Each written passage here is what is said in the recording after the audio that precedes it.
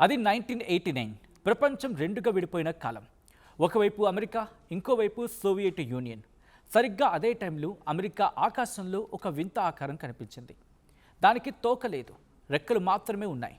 రేడార్ల కళ్ళు గప్పి శత్రువుల గుండెల్లో నిశ్శబ్దంగా బాంబులు కురిపించగల ఈ విమానం పేరు B-2 spirit bomber. Hi, hello, నమస్తే, వెల్కమ్ టు ఆర్టీవీ. నేను సచిన్.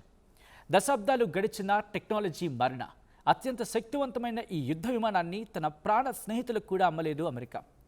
బ్రిటన్ అడిగినా, ఇజ్రాయెల్ కోరినా నో చెప్పేసింది.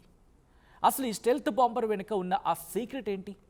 కేవలం ఈ ఒక్క విమానం ధరతో ఒక చిన్న దేశపు బడ్జెట్నే ఎందుకు తయారు చేయొచ్చు అనేది డీటెయిల్గా మాట్లాడుకుందాం. ఈ స్పెషల్ స్టోరీలో చూద్దాం. B-2 స్పిరిట్ అనేది కేవలం విమానం కాదు, అదొక ఫ్లయింగ్ వింగ్. దీని డిజైన్ ఎంత వింతగా ఉంటుందంటే రాడార్ నుంచి వచ్చే సిగ్నల్స్ దీనికి తగిలి తిరిగి వెనక్కి వెళ్ళవు, అవి చెల్లాచెదురైపోతాయి. దీని కారణంగా రాడార్ స్క్రీన్పై ఈ భారీ విమానం చిన్న పక్షిలా కనిపిస్తూ ఉంటుంది. దీని రేంజ్ గురించి మాట్లాడుకుంటే ఒక్కసారి ఇంధనం కనుక నింపితే ఇంకా 11,000 కిలోమీటర్లు ప్రయాణించగలదు. బరువు 40,000 పౌండ్లు. అవును, 40,000 పౌండ్లున్న బాంబ్స్ని మోసుకెళ్ళగలడం దీని సామర్థ్యం. దీని ధర గురించి మాట్లాడుకుంటే $2.1 బిలియన్. మన భారత కరెన్సీలో చెప్పాలంటే 17,000 కోట్ల రూపాయలు. సో అమెరికా కేవలం 21 విమానాలను మాత్రమే తయారు చేస్తుంది. వీటిని తయారు చేస్తుంది నార్థ్రోప్ గ్రూమన్ కంపెనీ. దీని డిజైన్ను అత్యంత రహస్యంగా ఉంచడానికి 1,000 కోట్లు ఖర్చు చేసింది అమెరికా. అమెరికా తన దగ్గర F-16, F-35 విమానాలను ప్రపంచ దేశాలకు అమ్ముతూ ఉంటుంది. కానీ B-2 విషయంలో ఎందుకంత కఠినంగా ఉంటుంది అంటే విశ్లేషకులు ప్రధానంగా 3 కారణాలు చెప్తూ ఉన్నారు. అందులో the very first reason, stealth టెక్నాలజీని ఎవరు ఎక్కడ కొట్టేస్తారో అన్న భయం, అంటే ఎవరు చోరీ చేసేస్తారో అన్న భయం. B-2 పై పూసే రసాయన పూత అత్యంత సీక్రెట్గా ఉంటుంది. ఒకవేళ ఈ విమానాన్ని వేరే దేశానికి అమ్మితే, అది శత్రువుల చేతికి చిక్కితే అమెరికాకున్న అజేయమైన శక్తి పోతుంది అనేది అమెరికా భయం. ఇక రెండోది నిర్వహణ భారం. ఇది ఒక వైట్ ఎలిఫెంట్ లాంటిది. దీనిని ఉంచడానికి సాధారణ హ్యాంగర్స్ సరిపోవు. టెంపరేచర్ నియంత్రించే ప్రత్యేక గదులు ఉండాలి.